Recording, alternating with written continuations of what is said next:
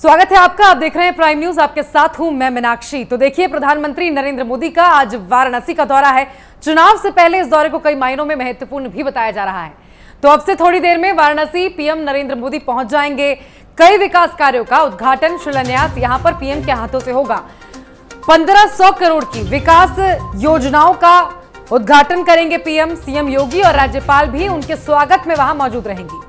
जनसभा को भी संबोधित करेंगे पीएम। तो बेहद महत्वपूर्ण ये दौरा प्रधानमंत्री नरेंद्र मोदी का वाराणसी को लेकर बताया जा रहा है, क्योंकि वाराणसी पीएम का संसदीय क्षेत्र भी है। ऐसे में यह दौरा और भी ज्यादा महत्वपूर्ण हो जाता है। तो लगभग 7-8 महीने बाद यह दौरा प्रधानमंत्री नरेंद्र मोदी का होने जा रहा है।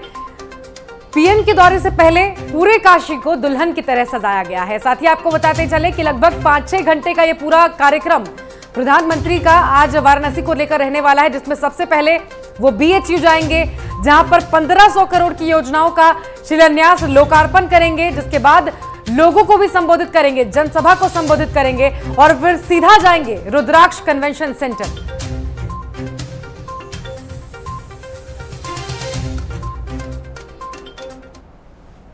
दौरा है, उनके 3 मुख्य कार्यक्रम हैं।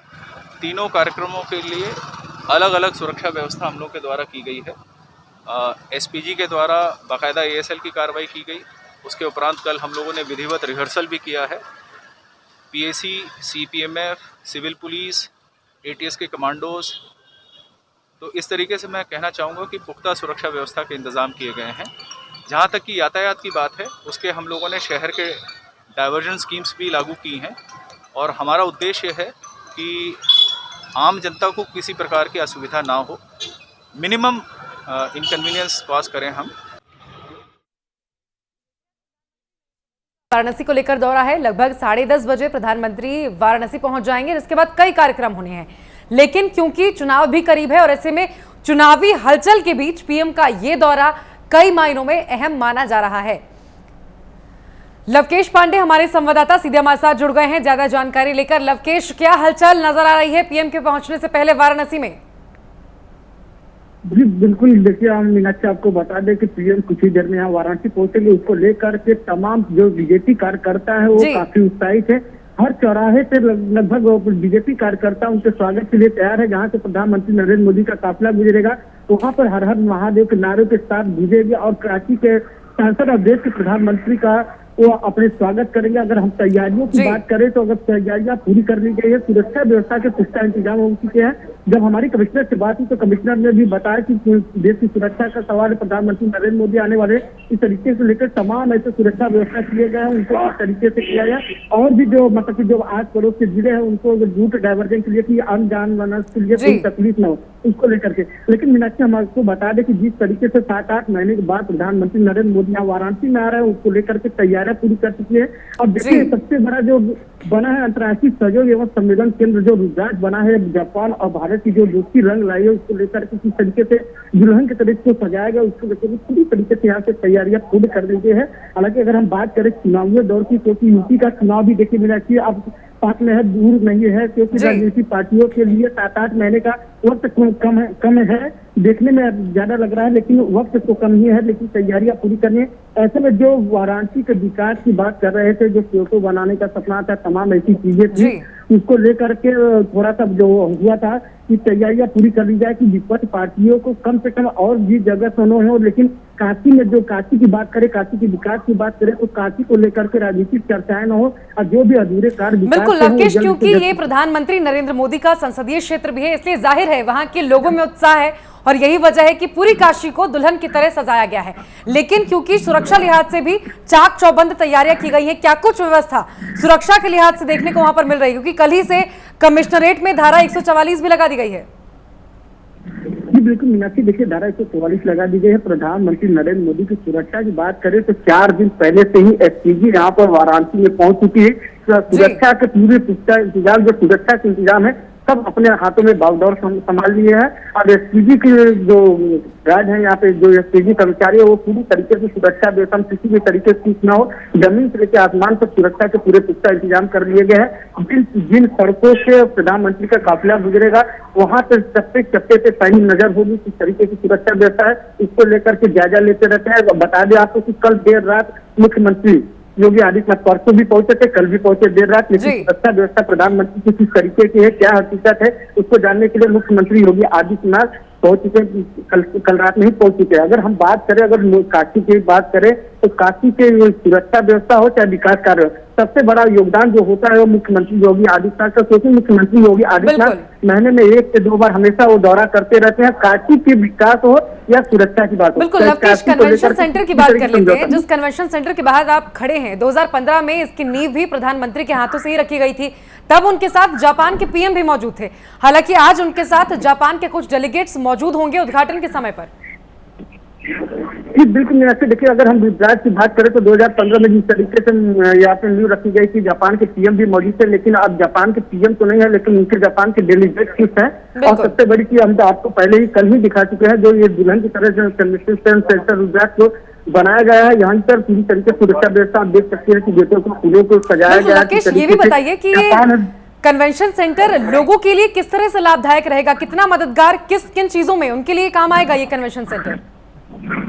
बिल्कुल, देखिए कन्वेंशन सेंटर 5000 क्षमता लोगों के साथ एक साथ बैठक कर सकते हैं। कहीं ना कहीं जो देश का सबसे पहला बना हुआ है, ये कहीं ना कहीं नजीर साबित होगा और लोगों में जो उत्साह है, और ये पूर्वांचल का जो हब हो चुका है, राजनीतिक के लिहाज से भी हो चुका है।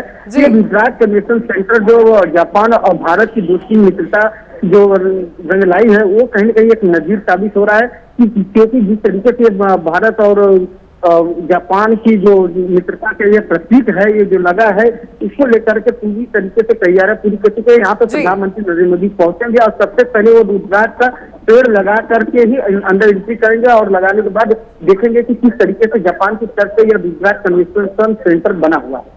बिल्कुल, और क्योंकि ये भी बताया जा रहा है जिस तरह से थोड़ी देर में प्रधानमंत्री वहां पर पहुंच भी जाएंगे, लेकिन क्योंकि चुनाव बहुत करीब है लवकेश, और चुनाव के बीच, चुनावी हलचल के बीच पीएम का ये दौरा कई मायनों में अहम है।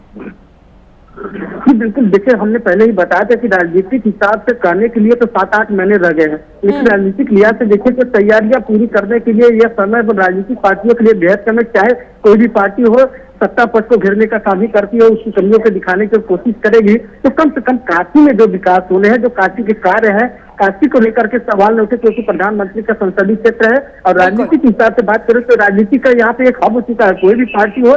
आवाज देखा जाए तो पिछले 6 सालों में, जैसे प्रधानमंत्री यहाँ पे सांसद हुए हैं, 6 सालों में अगर हम बात करें तो 6 सालों में लगातार यहाँ पर कोई भी राजनीतिक पार्टी या कोई ऐसी हस्ती नहीं है जो सरकार को घेरने के लिए बनारस में आती है। तमाम ऐसे चीजें हैं, तो कम से कम काशी से कोई राजनीतिक पार्टियों की वो चीजें न उठे कि चाहे विकास की बात हो चाहे सरकार की कमियां गिनाने की बात हो। लेकिन चुनाव से पहले लवकेश, जो कार्य अधूरे रह गए हैं उन तमाम कार्यों को गति देने का काम भी किया जा रहा है, और यही वजह है कि आज प्रधानमंत्री नरेंद्र मोदी भी जब पहुंचेंगे तो 1500 करोड़ की नई योजनाओं का भी लोकार्पण शिलान्यास किया जाना है। जी बिल्कुल, देखिए 1500 जो करोड़ की शिलान्यास किए जाना है, जो चुनावी माहौल है, चुनावी माहौल को लेकर के जिस तरीके से यहाँ पे किया जा रहा है, जो विकास के कार्य हैं वो जल्द से जल्द पूरी कर लिए जाए, कि विपक्ष को किसी भी तरीके से बोलने का मुद्दा न दिया जाए कि ये चीजें अधूरी रह गई, आखिरकार अधूरी रह गई तो यह न कोई विपक्ष कहे कि केंद्र में भी इनकी सरकार थी, राज्य में भी सरकार थी, किसी भी तरीके की कोई कमी नहीं थी, फिर भी इस तरीके की चीज कैसे हो गई। अगर आप बड़े बड़े विकास के दावे करते हो तो कहीं ना कहीं ये विकास के दावे जो है ये चुनाव से पहले उनको पूरे करने होंगे, और जो कार्य अधूरे रह चुके हैं हालांकि आ रहे हैं, तो काशीवासियों के लिए 1500 करोड़ की सौगात पीएम तो जब भी आते हैं कुछ न कुछ काशीवासियों को सौगात देकर ही जाते हैं। अब पूर्वांचल का सबसे बड़ा केंद्र हो चुका है, और राजनीति के भी लिहाज से अगर हम बात करें, उत्तर प्रदेश की समझिए तो जैसे एक राजधानी से हो चुकी है काशी, जैसे प्रधानमंत्री यहाँ पे हिंदुस्तान से हुए हैं। बिल्कुल, 2017 विधानसभा चुनाव की अगर बात लवकेश करें तो उस चुनाव में पीएम के नेतृत्व में ही पूरा चुनाव लड़ा गया था, पीएम के चेहरे को आगे करते हुए लड़ा गया था। इसलिए भी कहा जा सकता है कि हर दौरा पीएम का उत्तर प्रदेश को लेकर महत्वपूर्ण हो जाता है। बिल्कुल, देखिए 2017 की अगर हम बात कर रहे तो जिस तरीके से प्रधानमंत्री नरेंद्र मोदी चेहरा बने थे और चुनाव से 3 दिन लगातार अपने संसदीय क्षेत्र में रुके थे। कहीं न कहीं वो रुख पलट गई और बीजेपी के लिए वो कारगर साबित हुई।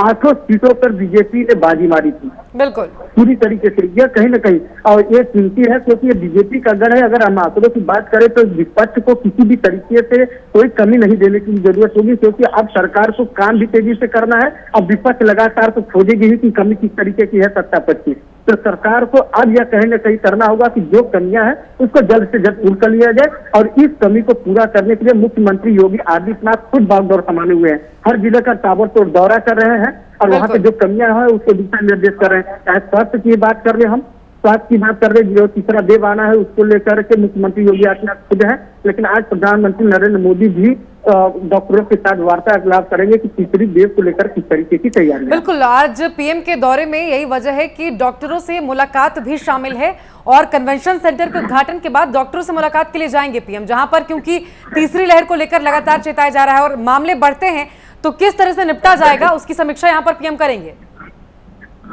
जी बिल्कुल, देखिए मीनाक्षी, हमने पहले ही बता दिया था, 1-2 महीने पहले ही हमने अपने दर्शकों को यह बता दिया था कि तीसरी वेव को लेकर के डॉक्टर जब माथुर के व्यक्ति की बात हुई थी, इन्होंने कहा था कि हम तीसरी वेव के लिए पूरी तरीके से तैयार है। 100 बेड का वो तैयार भी कर लिए हैं, लेकिन डॉक्टरों से वो बात करेंगे कि अगर और भी तीसरी वेव और भी खतरनाक होती है, लहर दौड़ पड़ती है, तो इसको लेकर के हम किस तरीके की तैयारियां करें। अगर कुछ कमी है उसको बताए, अगर वो पूरी तरीके से समय रहते ही पूरी कर ली जाए, क्योंकि जो तीसरा वेव चलने वाला है उस तीसरी वेव को लेकर के हम पूरी तरीके से पहले ही अलर्ट हो जाए। हमारे पास समय अब वो है और बच्चों पे जो ये आपदा आने वाली है उसको लेकर के दूर किया जाए और डॉक्टरों से मंथन करेंगे कि क्या तैयारियां हैं, अब क्या कमियां, अगर कमियां कुछ है तो उसको बताएंगे। तो प्रधानमंत्री नरेंद्र मोदी जिस तरीके से बात करें, काशी की बात करें, तो काशी को लेकर के काफी सजग रहते हैं। काशी का उनका जो दिल से लगाव है, जो काशी के प्रति संवेदना है, वो कहने के लिए बयां करती है सारी चीजें। बिल्कुल, लगभग 5 से 6 घंटे का ये पूरा कार्यक्रम पीएम का लवकेश बताया जा रहा है वाराणसी को लेकर। क्या कुछ इस कार्यक्रम में रहेगा शुरुआत से लेकर अंत तक, एक बार दर्शकों को हमारे बताइए। जी बिल्कुल मीनाक्षी, हम आपको बता दें कि प्रधानमंत्री नरेंद्र मोदी कल 10:20 पे बाबा सूर्यापुर पे पहुंचेंगे। वहां से हेलीकॉप्टर के माध्यम से क्रिएटिव पहुंचेंगे। क्रिएटिव पहुंचने के बाद वो 1 घंटा जनसभा को संबोधित करेंगे और 5000 कार्यकर्ताओं से बात करेंगे। बात करने के बाद वो सीधे रुद्राक्ष कन्वेंशन सेंटर जो हमारे पीछे है, जो दुल्हन की तरह सजाया गया है, जापान और भारत की जो मित्रता का प्रतीक है, यहाँ पर वो पहुंचेंगे। पहुंचने के बाद यहाँ से निकलेंगे, यहाँ पे उद्घाटन करेंगे, उसके बाद डॉक्टरों से बात करेंगे। उसके बाद बदौलिया पे जो मल्टीप्लेक्स पार्किंग बना उसका भी इंस्टॉल करेंगे और संभावित उनके जो 5-6 घंटे का कार्यक्रम है और डॉक्टरों से बात करेंगे तीसरी लहर को लेकर के, क्योंकि तीसरी जो लहर आने वाली है वो बेहद खतरनाक है। उसमें डॉक्टरों से बात करेंगे, गहनता से बात करेंगे कि क्या तैयारियां हैं, क्या कुछ कमियां हैं, दोनों तरीके से वो बात करेंगे। बिल्कुल, क्योंकि ये संसदीय क्षेत्र है पीएम का लवकेश और ऐसे में साल में कई दौरे पीएम यहाँ के करते हैं, लेकिन कोरोना की वजह से पिछले 7-8 महीनों से यहाँ पर पीएम नहीं आ सके थे, लेकिन अब आ रहे हैं। लोगों में वहां पर किस तरह का उत्साह देखने को मिल रहा है? जी बिल्कुल, देखिए मीनाक्षी, बहुत सही कहा आपने कि जिस कोरोना की वजह से पीएम नहीं आते थे, लेकिन हम आपको बता दें कि वर्चुअल संवाद के माध्यम से, वीडियो कॉन्फ्रेंसिंग के माध्यम से वो अपनी संसदीय क्षेत्र का और काशी के जनता का हाल समाचार लेते रहे। इसको लेकर के अगर हम काशी के वासियों की साथ बात करें तो जिस तरीके से देश के प्रधानमंत्री होने के साथ साथ काशी के सांसद है और काशी के सांसद जिनके ऊपर देश की इतनी बड़ी जिम्मेदारी होती है और अपने संसदीय क्षेत्र के जनता का इतना वो ख्याल रखते हैं, वीडियो कॉन्फ्रेंसिंग के माध्यम से जिस तरीके से उन्होंने बात किया और लोगों तक चीजों को पहुंचाया और उनके इस प्रयास को सफल बनाया मुख्यमंत्री योगी आदित्यनाथ ने। जिस तरीके से खुद वो कोरोना पॉजिटिव भी हो चुके थे, फिर भी लेकिन वीडियो कॉन्फ्रेंसिंग के माध्यम से लगातार दिशा निर्देश देते रहे और लोगों को समझाते रहे। लोगों के पास चाहे खाने पीने की सामग्री हो, चाहे दवाओं की बात हो या फिर ट्रीटमेंट की बात हो, पूरी तरीके से इलाज में हमेशा सजग रहे और लोगों से जानकारी लेते रहे। बिल्कुल, और हलचल क्योंकि चुनाव भी है इसलिए जाहिर तौर पर तेज हो गई है, लेकिन जिस तरह से लगातार देखा जा रहा है, आज 1500 करोड़ की योजनाओं की सौगात दी जाएगी पीएम की ओर से। क्या क्या योजनाएं इसमें शामिल हैं, एक बार हमारे दर्शकों को विस्तार से बताइए। बिल्कुल मीनाक्षी, हम आपको बता दें कि सबसे बड़ा जो मल्टीप्लेक्स बना है यहाँ पर गुदौलिया पे और रुद्राक्ष कम्युनिकेशन सेंटर है और जो पेयजल है और ऐसे तमाम ऐसे प्रोजेक्ट हैं जिनको आज काशीवासियों को सौगात के रूप में सौंपेंगे और सौंपने के बाद वो काशीवासियों को तोहफे के रूप में देंगे। लेकिन हम आज आपको एक बता दें कि आज जो सपा का जो प्रदेश व्यापी धरना प्रदर्शन उसको लेकर सुरक्षा व्यवस्था की बात हम कर रहे हैं। तो सुरक्षा व्यवस्था देखिए मीनाक्षी, सबसे बड़ी चीज है कि कल से ही तो सपा कार्यकर्ताओं को नजरबंद कर दिया गया है और सुरक्षा किसी प्रधानमंत्री की सुरक्षा में किसी भी तरीके का कोई चीज न हो। क्योंकि जिस तरीके से सपा के राष्ट्रीय अध्यक्ष ने आह्वान किया कि आप प्रदेश व्यापी उनका धरना प्रदर्शन ब्लॉकों पर होगा, तहसीलों पर होगा, उसको लेकर के तो यहाँ पर जो हलचल है, आप देखिए मैं एक बार फिर से तस्वीरों में आपसे कहना चाहूंगा, अपने कैमरा पर्सन से कहना चाहूंगा कि किस तरीके से वो मतलब कि जो यहाँ पे सुरक्षा व्यवस्था की गई है, किस तरीके से सुरक्षा व्यवस्था यहाँ की लगाई गई है, आप देख सकती हैं पूरी तरीके से अलर्ट है। क्योंकि प्रशासन ये एक भी चूक नहीं चाहती है, चाहे सपा हो चाहे कांग्रेस हो, जो भी विपक्ष की पार्टियां हैं वो घेरने का काम करेंगे। क्योंकि हमने लवकेश पिछले कई दिनों में ये भी कई बार अभ्यर्थियों का आंदोलन भी देखा गया है।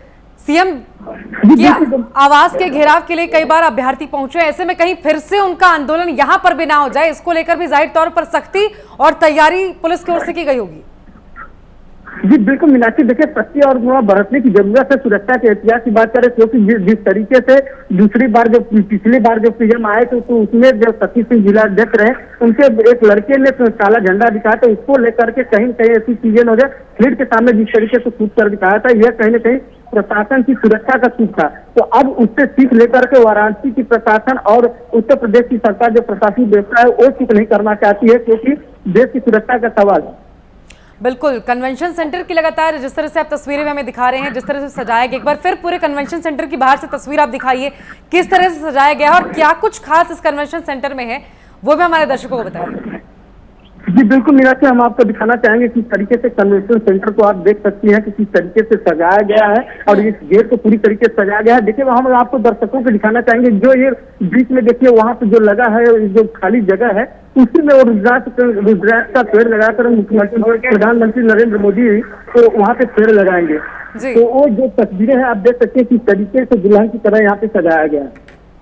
बिल्कुल, कौन कौन उनके साथ इस कार्यक्रम के दौरान यहाँ पर मौजूद होगा, लवकेश इस बात को लेकर क्या जानकारी है? जी मीनाक्षी, देखिए उनके साथ बता दें कि प्रधानमंत्री के साथ साथ प्रधानमंत्री जब उतरेंगे तो उनकी अगवानी के लिए यहाँ पर मुख्यमंत्री योगी आदित्यनाथ, उत्तर प्रदेश की राज्यपाल महोदया आनंदीबेन पटेल और जापान के डेलीगेट होंगे। और जापान के डेलीगेट और प्रधानमंत्री नरेंद्र मोदी का काफी की सभ्यता और जो संस्कृति जानी मानी जाती है, जो तैयारी होती है, उससे भव्य स्वागत भी किया जाएगा। मैं आपके आसपास वो पोस्टर्स भी देख पा रही हूँ लवकेश, क्योंकि पीएम का आगमन होना है और ऐसे में उन्हें लेकर जो बड़े पोस्टर्स वहां पर लगाए गए हैं, तमाम तैयारियां की गई हैं, एक बार वो भी हमारे दर्शकों को दिखाइए।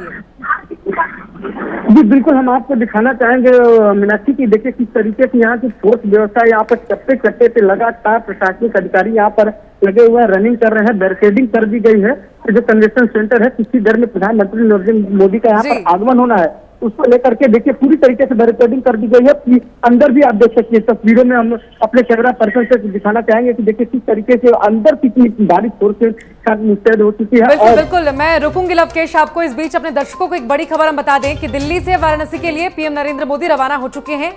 आज वाराणसी के दौरे पर प्रधानमंत्री जाने वाले हैं। खुद ट्वीट करके पीएम ने इस बात की जानकारी भी दी है। और अब इस बीच ये बड़ी खबर है कि दिल्ली से वाराणसी के लिए पीएम रवाना हो चुके हैं।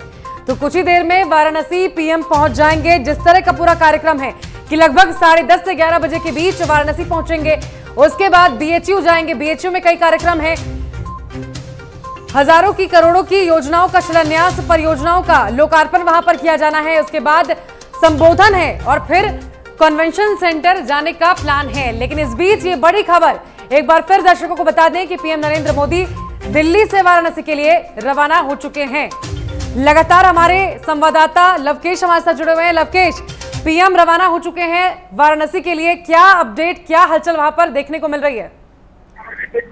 बिल्कुल, देखिए अगर हम हलचल की बात करें, जिस तरीके से प्रधानमंत्री नरेंद्र मोदी अब दिल्ली से रवाना हो चुके हैं, उसको लेकर के अब प्रशासनिक व्यवस्थाएं हाई अलर्ट मोड पर हो चुकी है, क्योंकि अब कुछ ही देर में प्रधानमंत्री नरेंद्र मोदी यहाँ पर पहुंचने वाले हैं। उसको लेकर के प्रशासनिक व्यवस्था पूरी तरीके से तैयार कर ली गई है।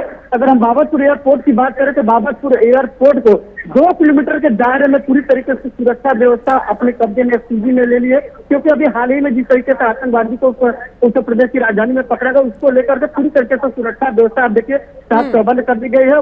बाबतपुर एयरपोर्ट पे उतरने के बाद सीधे वो बीएचयू हेलीपैड पे जाएंगे, वहां पे उतरने के बाद वो सभा को संबोधित करेंगे। और काशी वासियों में एक अलग सा उत्साह है, उनके सांसद और देश के प्रधानमंत्री।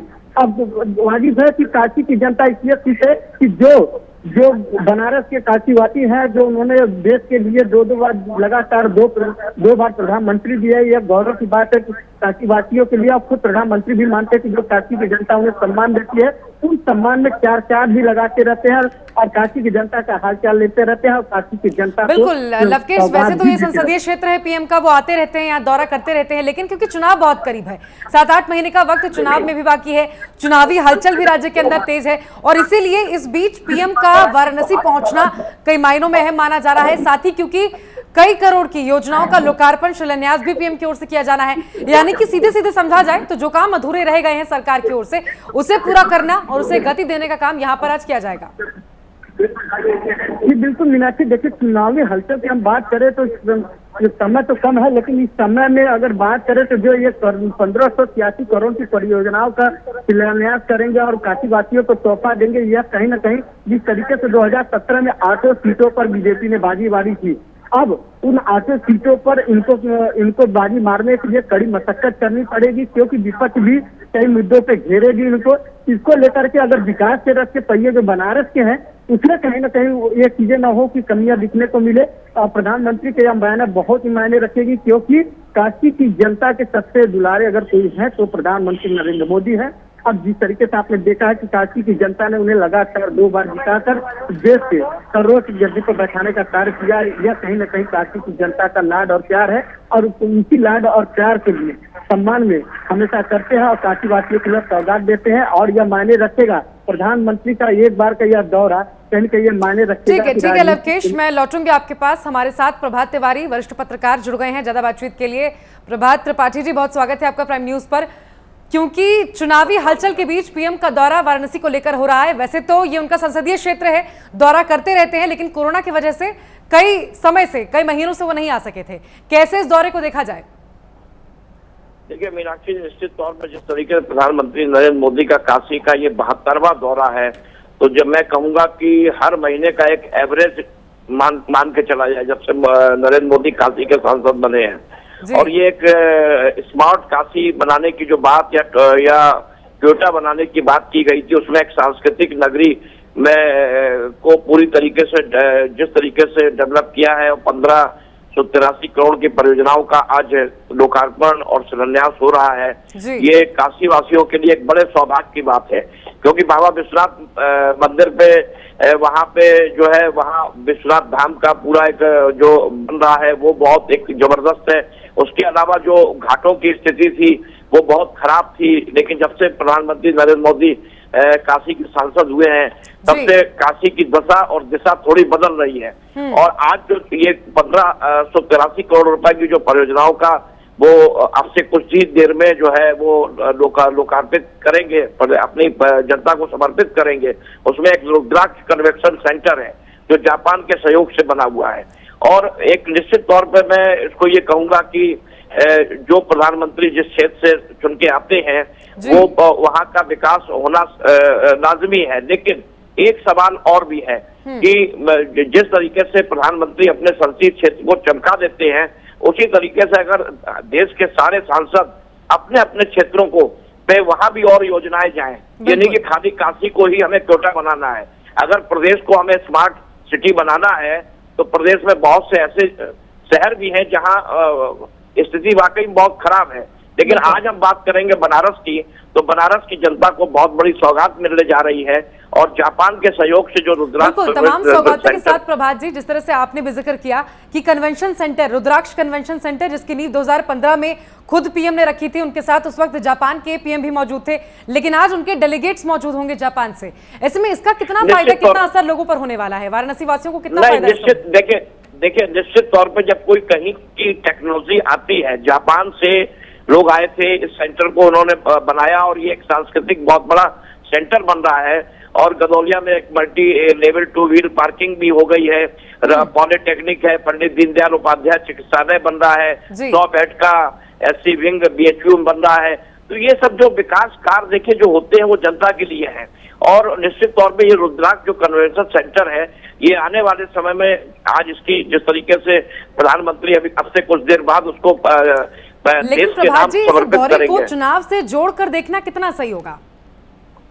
नहीं, मैं इस दौरे को चुनाव से जोड़कर नहीं देखता हूं। देखिए, ये प्रधानमंत्री का अपना संसदीय क्षेत्र है और प्रधानमंत्री लगातार जब भी आते हैं वो अपने लोगों से मिलते हैं। अभी चुनाव का 7-8 महीने हैं, अब विपक्ष तो उसमें आरोप लगाएगा, क्योंकि देखिए और भी जो सरकारें रही है, चाहे समाजवादी पार्टी की रही हो या बहुजन समाज पार्टी की रही हो, समाजवादी पार्टी ने अपने सफाई के आसपास विकास किया था, तो ये स्वाभाविक है।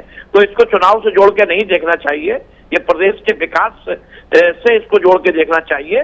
और जिस तरीके से एक बहुत महत्वपूर्ण बात आपने कही है प्रभात जी कि हर सांसद अगर अपने अपने क्षेत्र का इतना ध्यान रखे तो हर क्षेत्र इतना विकास कर सकता है। बहुत शुक्रिया आपका हमारे साथ जुड़ने के लिए, खास बातचीत के लिए। लवकेश हमारे साथ लगातार जुड़े हुए हैं। लवकेश, क्योंकि प्रधानमंत्री नरेंद्र मोदी रवाना हो चुके हैं वाराणसी के लिए, कन्वेंशन सेंटर पर कितने बजे का कार्यक्रम है, एक बार हमारे दर्शकों को बता दीजिए।